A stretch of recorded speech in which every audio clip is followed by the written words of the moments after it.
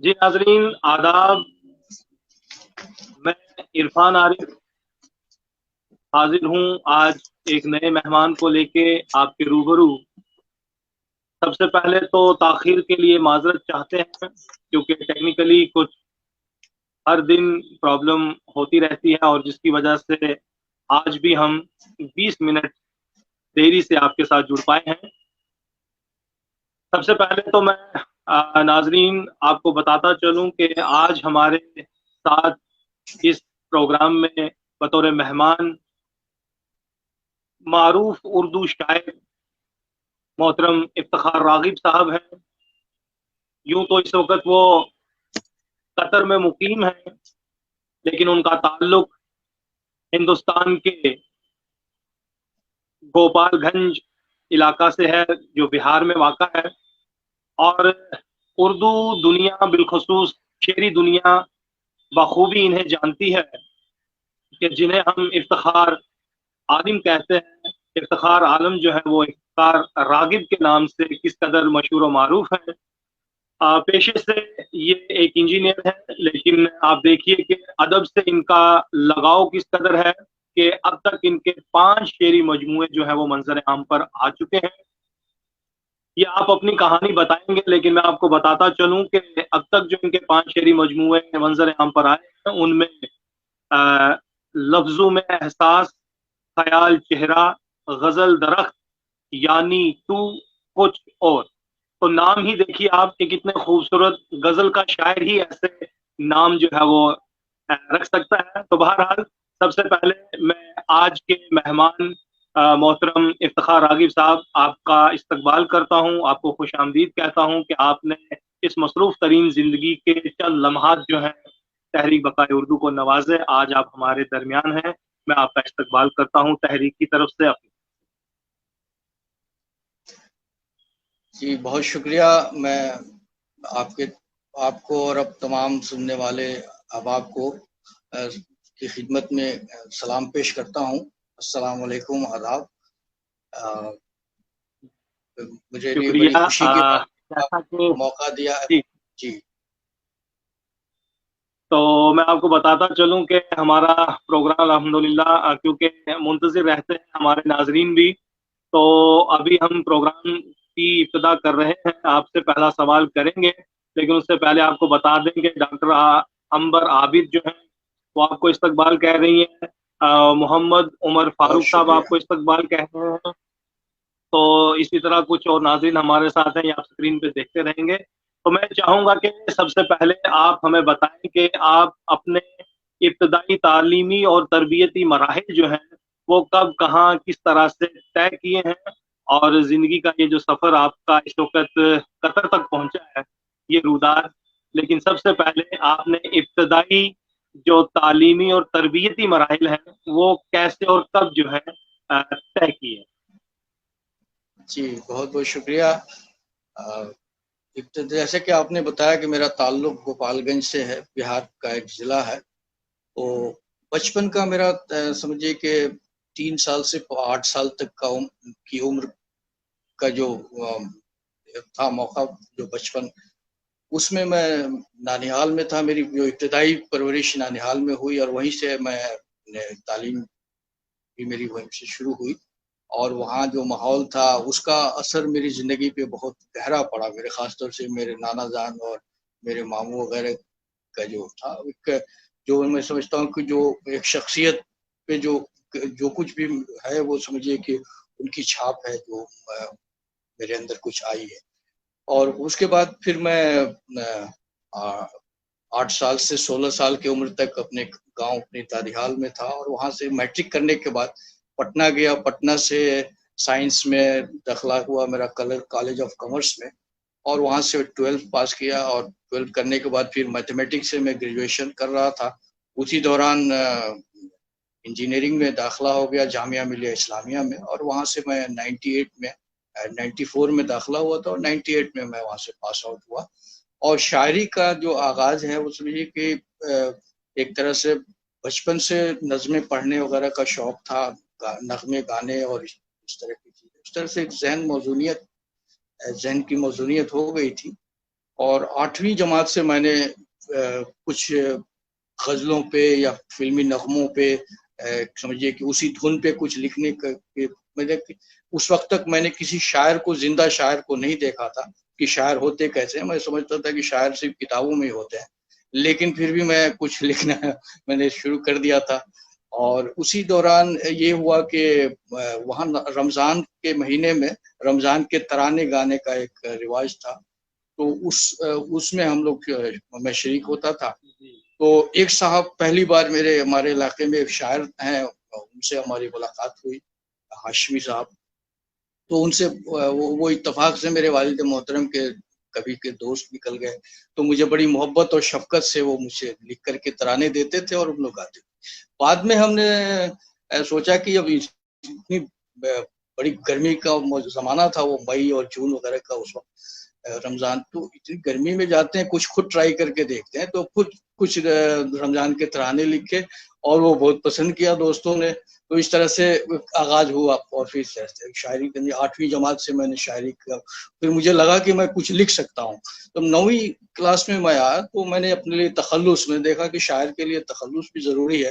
तो 1-2 नाम रखे, लेकिन वो पसंद नहीं आया। फिर रागिब मैंने मुंतखब किया और मुझे बगैर किसी से मशवरे के, बगैर किसी से, वो मैं एक तरह से अपनी चीज़ बात को छुपाता था कि मेरा तखल्लुस भी है। लेकिन जब 10वीं क्लास में जब रजिस्ट्रेशन का वक्त आया तो नाम का इसको हिस्सा मैंने बना दिया। इफ्तिखार आलम के साथ इफ्तिखार रागिब भी इजाफा करके इफ्तिखार आलम रागिब हो गया। तो इस तरह से मेरे नाम का हिस्सा हो गया। अभी मेरा जो सर्टिफिकेट में नाम है वो इफ्तिखार आलम रागिब है और कलमी नाम इफ्तिखार रागिब है। तो फिर पटना गया तो वहाँ पे मुझे कुछ शायरों से मुलाकात हुई और कुछ शायर दोस्त जो आज भी हैं हमारे, उनसे राब्ते में काफ़ी ज़माने के बाद हुआ राब्ता फिर उनसे। तो उस वक्त फिर मुझे लगा कि शायरी के लिए कुछ तख्ती वगैरह की भी ज़रूरत होती है, और एक कुछ गज़लें लिख करके मैं वहाँ अखबार में छपने के लिए मैंने दिया। तो वहाँ एक मोहतरम थे नौबाड टाइम्स में, हिंदी के अखबार में मैंने पहली बार वहाँ पे चाहा कि वहाँ पे मेरी कुछ गज़ल छपे। उन्होंने कहा कि किसी उस्ताद से पहले इस पे इस्लाह करा करके और दस्तखत करा करके लाएं तो फिर हम इसको शाया करेंगे। फिर हमें उस्ताद की तलाश हमने शुरू की। जी। तो हाँ, तो रम्ज़ अज़ीमाबादी साहब, पहले कैफ अज़ीमाबादी हमारे मोहल्ले में थे जहाँ मैं रह रहा था, तो उनसे राब्ता किया। तो खैर वो अपनी मसरूफियत की वजह से वो कुछ नहीं कर पाए, लेकिन उन्होंने अपने उस्ताद रम्ज़ अज़ीमाबादी के पास मुझे भेजा कि उनके पास जाओ और वो देखेंगे। तो रम्ज़ साहब से मैंने कई मुलाकातें की और वो बड़े उस्ताद शायर थे उस वक्त, बहुत सारे शोरा उनसे मशवरा करते थे और बड़ी मोहब्बत से उन्होंने कुछ चीज़ें मुझे सिखाई। लेकिन तो फिर मैं उस वक्त इंजीनियरिंग की में एंट्रेंस की तैयारी में, IIT वगैरह की इस पे तैयारी में बहुत मसरूफ था, तो शायरी पे फिर मैंने तवज्जो नहीं दी। दाखिला होने के बाद मैं जामिया आया, जामिया में फिर इंजीनियरिंग का हुआ। तो उसी दौरान 1990 में मेरी सबसे पहली मुनाजात शाया हुई थी कौमी तंजीम पटना के अखबार में। और फिर पटना आया तो वहाँ के तहजीब जो जामिया का रिसाला है उसमें 2-3 गज़लें मेरी शाया हुई और इस तरह से था। लेकिन वो समझिए कि दोस्तों में सुनने सुनाने तक था। मैं शायरों में या इसमें इस तरह का मेरा कोई उस वक्त न लिंक था, न मेरा कोई ऐसा शौक था। फिर जब कतर में आया तो मैंने बाज़ाब्ता यहाँ से शायरी शुरू की। यहाँ बज़्म उर्दू कतर जो सबसे पुरानी तंजीम है उससे वाबस्ता हुआ और वहाँ तरही मुशायरे मुसलसल हुआ करते थे उस वक्त, उसमें शरीक होना शुरू किया। फिर हल्का अदब इस्लामी और भी 2 तंजीमें यहाँ पे हैं, उनसे मेरी वाबस्तगी हुई। तो एक बहुत अच्छा माहौल मुझे कतर में मिला और समझिए 99 में मैं कतर आ गया था और उसके बाद 2004 में मेरी पहली किताब लफ्ज़ों में एहसास आई। फिर उसके बाद 2-3-4 साल के गैप्स के साथ अभी 2019 में मेरी 5वीं किताब आई है। जितना भी सफर आपका मतलब बिहार से कतर तक का रहा और इस बीच में आप इंजीनियरिंग भी करते रहे और अल्हम्दुलिल्लाह आपको अदब से भी मतलब रगबत रही। ये रागिब गोया के रगबत मैं कहूँगा कि अदब से ये जो आपने बनाए रखा रिश्ता, ये बहुत बड़ी बात है। क्योंकि खुद जो अदब के तालिब इल्म है वो भी आजकल बहुत कम अदबी महफिलों में या अदबी गुफ्तगू में हिस्सा लेते हैं या अदबी मजलिसों में जाते हैं। तो क्या कहीं ये मोरूसी असर था कहीं वालिदैन की तरफ से, या कुछ ऐसा हल्का था आपका जो इन न- महफिलों और मजालिस में आपको लेके जाता रहा, या कोई माहौल वहाँ का ऐसा था? क्योंकि बहुत कम देखने में आता है, अगर घर में कोई पढ़ा लिखा है या किसी महफिल में जा रहा है तो वो उंगली पकड़ के लेके भी जा रहा है, या दोस्त अहबाब है। आपने जो सिलसिला बताया कि आप 8वीं से लिख रहे हैं और फिर 10वीं और फिर ये सिलसिला चला, तो तहरीक किससे मिली आपको? मतलब ये कोई ऐसा रुझान, कोई ऐसी तहरीक जो आपको लगा कि मैं ये कर सकता हूँ, आपने किया? जी, देखिए मेरा कोई ख़ानदानी पस मंज़र नहीं है इसका। मेरे ख़ानदान में मेरे किसी भी रिश्तेदारों में भी कोई दूर-दूर तक शायर नहीं है। मैं पहला शायर समझिए कि हूँ। हाँ, और ये है कि पढ़ने-लिखने का ज़रूर रुझान रहा। और बचपन में जैसे मैंने कहा कि नानिहाल में मेरी परवरिश हुई, तो वहाँ पे मेरे नाना जान बड़े अच्छे पढ़े-लिखे और थे। तो उन वहाँ पे एक माहौल था कि नज़्में वगैरह जो भी हम लोग पूरे याद करते थे बचपन में, तो वो एक मुझे लगता है कि उससे ज़हन की मौज़ूनियत हुई। बाद में फिर जब नग़्मे वगैरह ग़ज़लें गाने और सुनने का शौक़ हुआ, तो इसकी तरफ फिर रुझान होता गया और मैं बढ़ता गया। मुझे अंदर से ऐसा महसूस होता था कि मैं शायरी कर सकता हूँ, और आगे एक तरह यानी से समझिए कि एक फितरी मेरा उबाल प्लान था। था कि हाँ, फितरी जी, रुझान था, फितरी उबाल था, और किसी के जी, मतलब इसमें किसी का अमल दखल नहीं है, बल्कि ये आपको कुदरत ने वदीयत किया और आपकी अपनी जो सलाहियतें जी, थी, उसमें निखार आता गया और आप अल्हम्दुलिल्लाह एक बेहतरीन खूबसूरत शायर की सूरत में इस वक़्त पूरी जी। अदबी उफ़क़ पर जो है वो इंशाअल्लाह आप चमक रहे हैं, आइंदा भी चमकेंगे, जी। दमकेंगे। इस ए, सफ़र में एक बात आपकी मैं कलम आपको से बताना चाह रहा हूँ, एक दिलचस्प बात थोड़ा सा इस सिलसिले में, कि जब जी, मैंने रागिब तखल्लुस मुंतखब किया अपने लिए, तो इस पे मेरे कुछ दोस्त जानते थे और कोई नहीं जानता था। जब रजिस्ट्रेशन में मैंने दाखिला कराया, तो मेरे बड़े अब्बू जो थे वहाँ पे, मेरे गार्जियन वो थे साथ में। जो क्लर्क था लिखने वाला, उसने रागिब की जगह पे गरीब लिख दिया, इफ्तिखार आलम गरीब। तो मसला ये हुआ कि बड़े अब्बू ने घर में आकर के मेरी अम्मी से कह दिया कि ये नाम अपना गरीब लिख लिया, अपना नाम बदल के गरीब कर लिया है। थोड़ा सा उन्होंने मजाक के ये में, अम्मी बहुत नाराज हुई कि ये क्या तुमने नाम क्यों बदल दिया तुम? मैंने कहा बात नहीं, बात नाम मैंने गालिब पे रागिब होती है तो वही है इजाफा। कि बनाकर फ़कीरों का हम देश गालिब। जी, तो ये रागिब का जो है इस तरह से, मैंने फिर अम्मी को समझाया कि नहीं, तुम्हें बाद में पता चलेगा कि मैंने ये क्यों रखा। अभी अभी तुम सब्र करो। और जो है अब जो है इस तरह से रागिब मेरा नाम का हिस्सा हुआ। ये बात थी। तो, तो बस एक मैं समझता बहरहाल हूँ कि बहुत अच्छा शायरी लग मेरे रहा है, अंदर से एक आपने फितरी जितना तौर पर आती है। जी, नहीं, नहीं, यही बेहतर मैं है, किसी से क्योंकि मुतासिर होके शायर नहीं बना। जी, हाँ, ये बहुत बड़ी बात है, क्योंकि मैंने देखा ना कि जैसे हम भी पढ़ते आए हैं, एक माहौल मिला या खानदानी कोई विरसा, कोई हम कहेंगे कि विरासत में जी, मिला, बाप-दादा शेर कहते थे तो चल पड़े, हम भी उसी की उँगली लेके तो चलिए जी शायर बन गए। तो ये जो अपने अंदर जी, का एक इंसान शायर बनता है, तो वो इफ्तिखार रागिब कहलाता है, और ज़ाहिर-सी बात है, अब तक आपकी कलम से 5 शेरी मजमूए जो हैं वो मंज़र आम पर दादो तहसीन हासिल कर भी चुके हैं, और छठा मेरे ख़्याल अभी आपकी तैयारी में है जो मज़हिया है। तो मैं ये भी चाहूँगा कि ये जो मरहलावार जो आपके 5 शेरी मजमूए मंज़र आम पर आए हैं, पहला, दूसरा, तीसरा, और इनमें क्या-क्या है? क्या तमाम की तमाम ग़ज़लियात हैं? इसमें नज़्में भी हैं, और इनके मौज़ूआत क्या हैं? हर जो मजमूआ है आपका, जैसे कि मैं देख रहा हूँ, यानी तू बहुत खूबसूरत है, कुछ और, यानी इतने खूबसूरत नाम, मुख्तसर इख्तिसार से काम लिया है। लोग तो आजकल लंबी-लंबी रदीफ़ों का मतलब अंबार लगाते हैं, लेकिन वहीं किसी को उस्ताद माना जाता है कि ये जी बहुत छोटी बहर में शेर कहते हैं। तो मैं जानता हूँ कि आपने तवील बहरू में भी शेर कहे हैं और मुख्तसर में भी।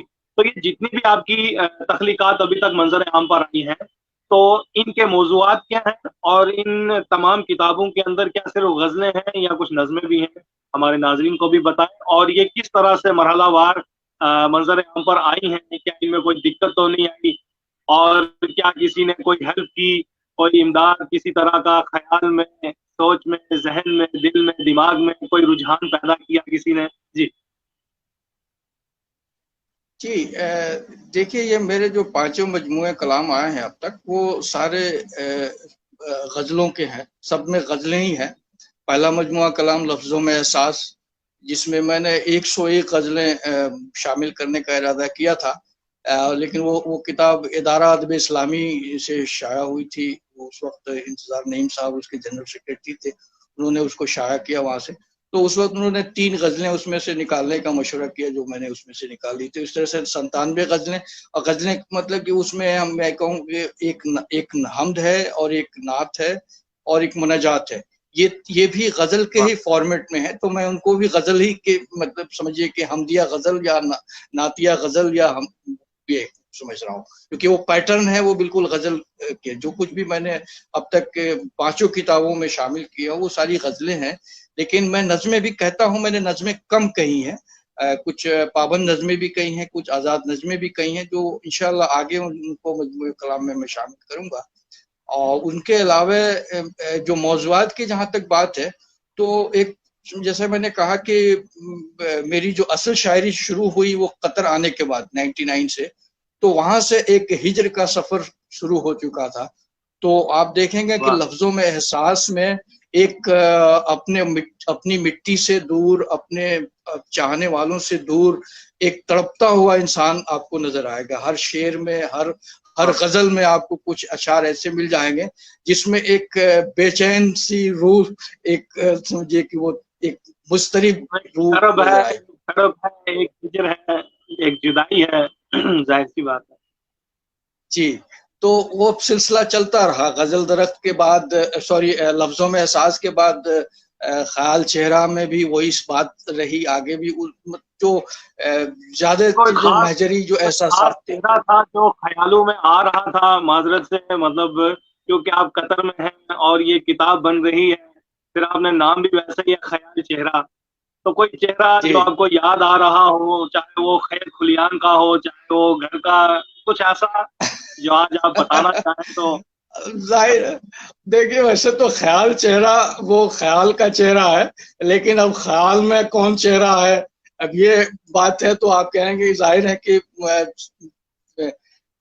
उसका असर तो होता ही है। आ सकते हैं। बहुत सारे चेहरे जो भी जिनसे भी लगाव रहा, वो सारे चेहरे ख्याल में रहे, और उनको हमने उन एहसासात को, जो उन चेहरों से वाबस्ता एहसासात थे, उनको शायरी में पिरोने की कोशिश की। तो ये था। फिर गजल दरख्त, एक ख्याल चेहरा के बाद गजल दरख्त जब मैंने कहा, तो उसमें जब परदेश में रहकर कोई क्या पांव जमाए, गमले में लगे फूल की किस्मत ही अलग है। तो यहाँ समझिए कि ये तीसरा पड़ाव था, और यहाँ से फिर मैं यानी तू की तरफ बढ़ा। जो फिर मैं महजरी एहसासात आप देखेंगे कि उसके बाद से कम हो गए तीसरी किताब के बाद। और फिर उसकी एक वजह ये भी हो सकती है कि फिर मैं यहाँ फैमिली के साथ रहने लगा, बच्चों के साथ रहने लगा, तो एक तो वो ख्याल भी चेहरा एक जो है वो जो तो तक पहुंच अकेलापन गया। तो जो अकेलापन था अंदर का, वो काफी हद तक कम हो गया। तो उसका असर फिर यानी तू और फिर कुछ और की शक्ल में फिर आया। और जहां तक नाम की बात है, तो ये मैं कुछ किताबों और में का क्या नाम मतलब चाहत आपने जाहिर की है? कुछ और, देखिए, कुछ और का मामला ये है कि मैंने उसमें लिखा भी है किताब के, देखेंगे अपनी बात जो मैंने की है उसमें, कि मेरा तो ये तरीका रहा है कि मैं मशवरा करता हूँ दोस्तों से किताब का नाम के सिलसिले में। पर किताब मुंतखब, कुछ 5-10 नाम मुंतखब करके उसमें फिर मशवरा करता हूँ दोस्तों से कि इसमें से 2-3 नाम मुंतखब करें, फिर उसमें से कोई एक नाम मुंतखब किया जाता है। तो इस तरह से अब ये हुआ कि जब ये आखिरी किताब कुछ और आई, तो मैंने कई नाम मुंतखब किए, और दोस्तों ने उसको रिजेक्ट कर दिया और कहा कि कुछ और रखो। तो सबने कहा कुछ और, तो फिर मैं कुछ और की तलाश करते करते मैंने कहा कि अब छोड़ो, ये कुछ और ही रख लेता हूँ। तो ये फिर मुझे इसमें कुछ और की मानवियत मुझे महसूस हुई कि इसमें बड़ी वसअत है, इसमें आप गौर करेंगे तो ये कुछ और है, बहुत अपने आप में काफी वसअत रखता है ये फिक्रा। तो अब उसके बाद 2 गजलें भी मैंने कुछ और रदीफ में कह दी उसी दौरान। तो मुझे फिर आप देखेंगे कि गजल में भी की है, तो मुझे ये क्योंकि मैं अच्छा नाम बिल्कुल लगा, कह इसमें रहा एक हूँ कि नयापन नाम लगा। में ही, जी, अब जी ये जी, 2 नाम लफ्ज में ही बिल्कुल सामने जातियत है, के हैं। तो जी, लफ्ज। बिल्कुल। जी, हाँ मैंने कोशिश इसकी की है। अब ये कुछ और ये बहुत सामने के दोनों अल्फाज हैं, लेकिन दोनों को एक साथ मिलाने के बाद जो कुछ और बनता है, तो इसमें मुझे एक ये बिल्कुल। नयापन सा महसूस हुआ। वो अभी मैंने सोचा कि इसको रखा, और यानी तू है वो एक गजल की रदीफ थी, यानी तू, तो मैंने उस वक्त वो सोचा कि ये इसको रख लिया जाए। तो ये था गौस से पहले गजल दरख्त और ये सब सारे नाम, लफ्जों में एहसास का जो ये उसको एहसास की हम जो आगे भी कैफियत जारी थी। रखेंगे। मैं चाहता हूँ कि यानी तू और कुछ और, अगर इस पे एक एक गजल हो जाए जो आपने नाम इंतखाब किए हैं, और जी, क्योंकि हमारे बहुत से नाज़रीन जो है फरमाइश पे फरमाइश किए भी जा रहे हैं, आप देखें भी, ये मैं कमेंट जो है डिस्प्ले कर भी रहा हूँ। यानी तू, जी, जी, ये बहुत खूबसूरत रदीफ आपने रखी है। जी हाँ, और यानी जी। तू के बाद हम सुनेंगे कुछ और। चलिए, यानी तो गजल रदीफ की गजल पेश करता हूँ कि पै करे मेहरो जी वफा रूहे गजल, यानी तू। वाह पै करे मेहरो वफा रूहे गजल, यानी तू। मिल गया वाह इश्क को एक हुस्न महल, यानी तू। वाह मिल गया वाह, इश्क क्या को बात। एक हुस्न महल, यानी तू। शहर वाह खूबा में कहाँ सहल था दिल पर काबू। शहर हाँ हाँ हाँ, खूबा में कहाँ सहल था दिल पर काबू। मुस्तरिब दिल को वाह मिला सब्र का फल, यानी तू। वाह वाह मुस्तरिब दिल को वाह, मिला सब्र का फल, यानी तू। गमे तू, दिल हो, गमे जाना के गमे दौरा हो। गमे दिल हो, वाह वाह वाह, गमे जाना के गमे दौरा हो। सब मसाइल का मेरे एक ही हल, यानी तू। सब मसाइल का मेरे एक ही हल, यानी तू। यानी तू, वाह क्या बात। गुनगुनाते ही जिसे, बहुत शुक्रिया, गुनगुनाते ही जिसे रूह मचल उठती है। गुनगुनाते ही वाह जिसे रूह मचल उठती है। मेरे लब पर है हमेशा वो गजल, यानी तू।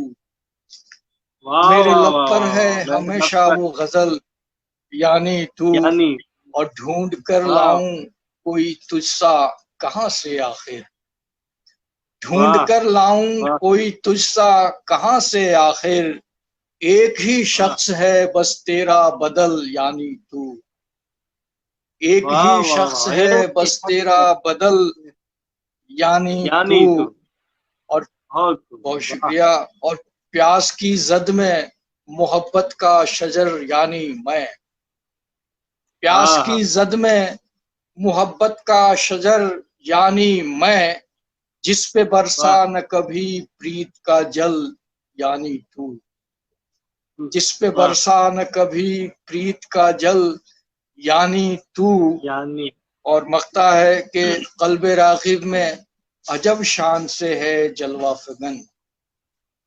कल्ब रागिब में अजब शान से है जलवा फगन। दिलरुबाई का हसी ताज महल, यानी तू।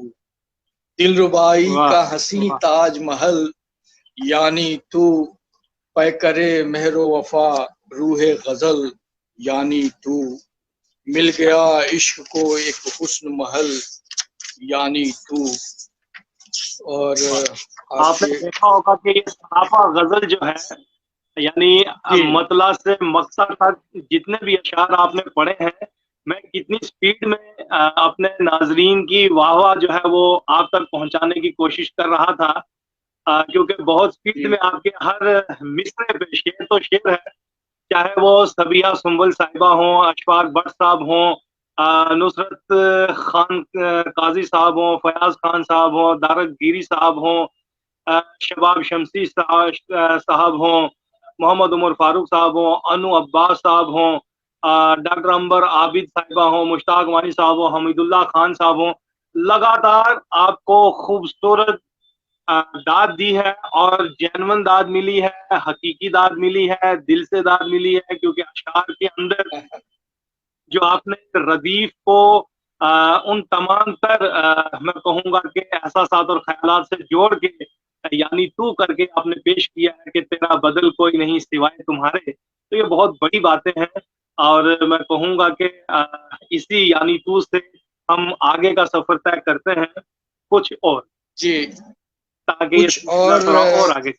आपको कुछ और से पहले मैं चाहूंगा कि यानी मैं भी सुन लीजिए इसी सिलसिले से। कुछ और बहुत किताब में जो पहली गजल है वो यानी मैं रदीफ की है। बिल्कुल बिल्कुल तो बिल्कुल जरूरी है। मतलब अर्ज किया है कि मैं सबका शुक्रिया अदा करता हूँ तहे दिल से, जिन अहबाब का नाम आपने लिया और जिनका आपने नाम नहीं भी लिया होगा उनका भी, जिन्होंने हौसला अफजाई और दादू तहसीन से नवाजा, बहुत बहुत शुक्रिया। सबकी खिदमत में ये यानी मैं रदीफ की गजल पेश करता हूँ।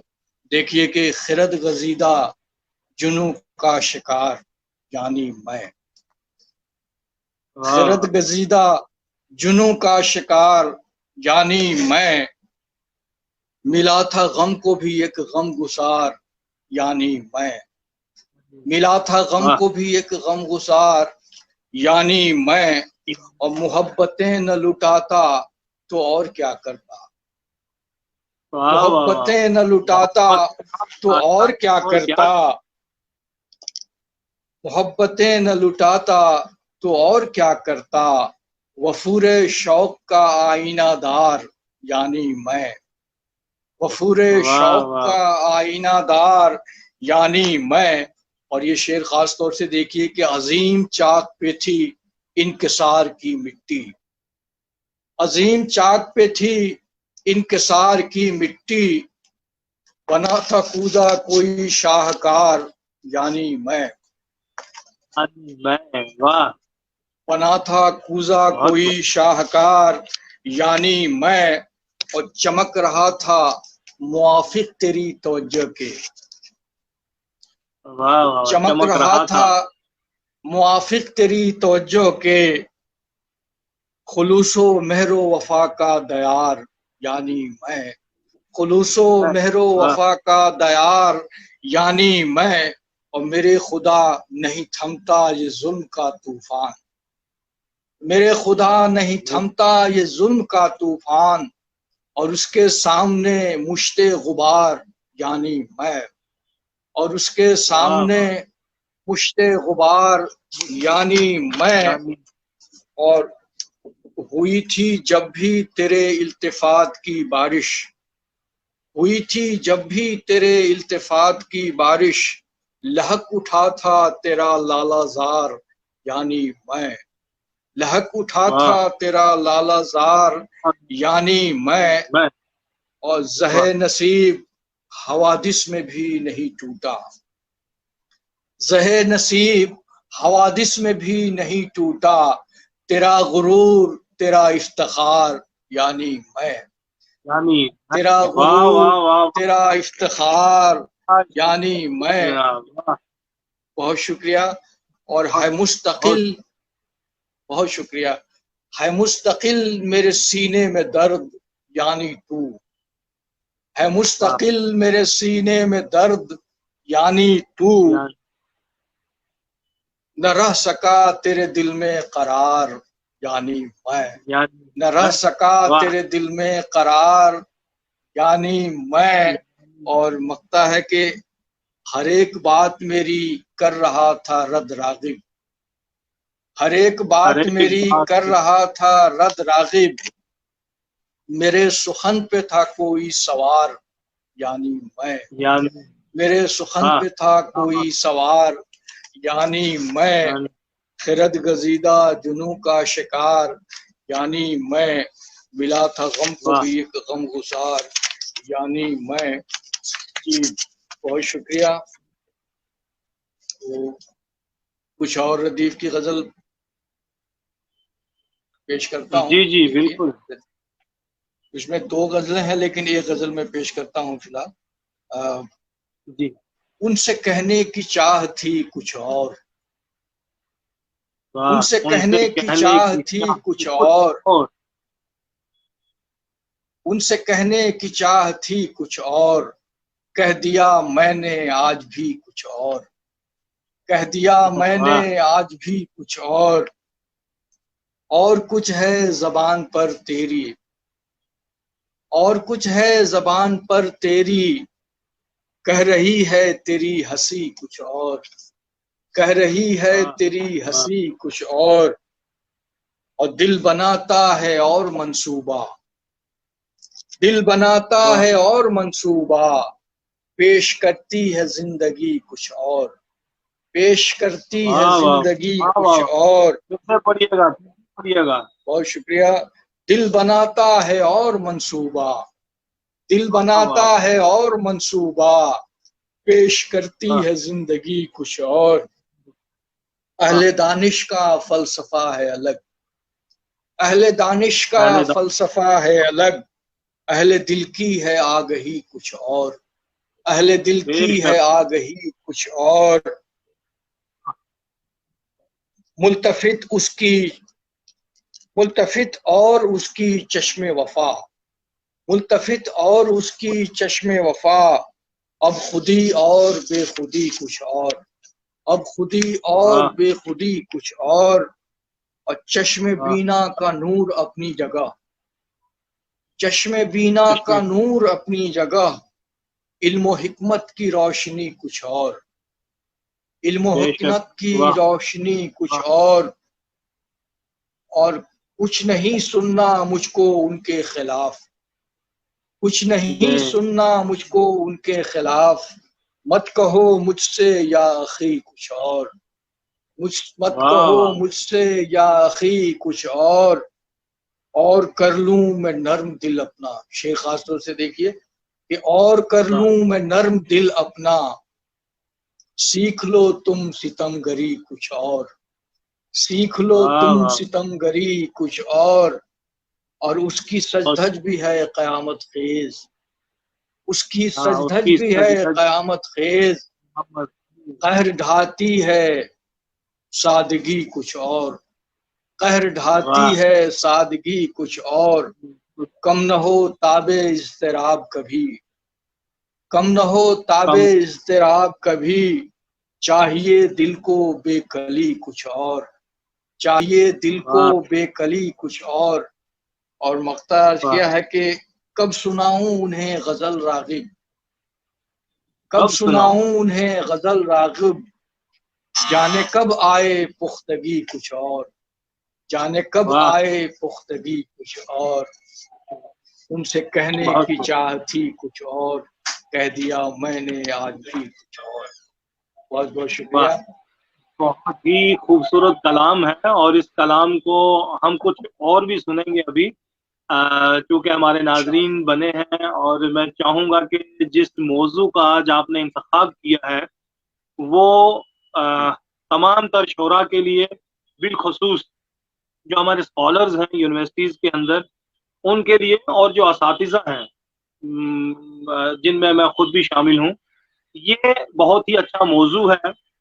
क्योंकि आज आपने जिस मौजू पे गुफ्तगू करनी है वो अपने आप में, आज क्योंकि जदीद दौर है, साइंस और टेक्नोलॉजी का दौर है, और इस साइंस और टेक्नोलॉजी के दौर में जिसे आज हम साइबर एज भी मान के चल रहे हैं, हर चीज जाओ यानी हम सोच भी नहीं सकते थे वो हमारी आंखों के सामने होती हुई नजर भी आ रही है, और जो कुछ नजर आ रहा है वो कभी सोचा भी नहीं था।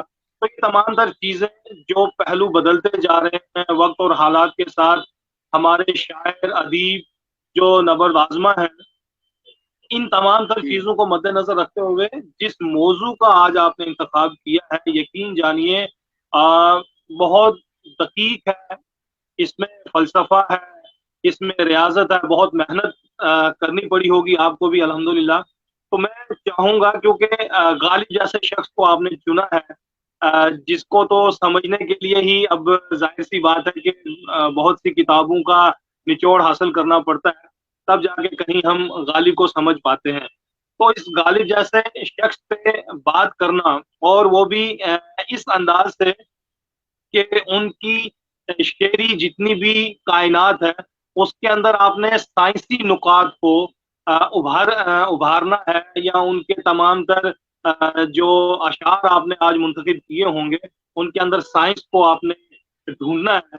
तो क्योंकि गालिब वो शख्स है जिस पे शमसुर रहमान फारूकी हो, गोपी चंद नारंग हो, अब्दुल रहमान बिजनौरी हो, असलूब अंसारी हो, हामदी कश्मीरी हो, वहाब केसर साहब हो, उन्हीं में से आज एक शख्स इफ्तिखार रागिब भी शुमार होंगे, क्योंकि गालिब पे बात करना बहुत बड़ी बात है।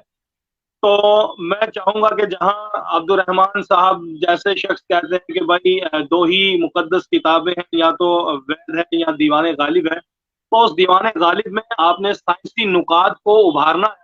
तो सबसे पहले तो मैं ये चाहूंगा कि आप मुझे ये बताएं कि गालिब ने आपको किस हद तक मुतासर किया है, फिर उनके अंदर जो शेरी तख्लीकात है, जो उनके अंदर एक दुनिया क्रिएट हुई है, ईजाद हुई है, उसके अंदर आपने ये साइंसी नुकात को कैसे देखना चाहा, या कौन से ऐसे अशार थे जो आपको इतना मुतासर कर गए कि आपने इस मौजू को इंतखाब किया? देखिए कि गालिब पर साइंस के हवाले से जो गुफ्तगू है, ये कोई नई चीज बिल्कुल नहीं है।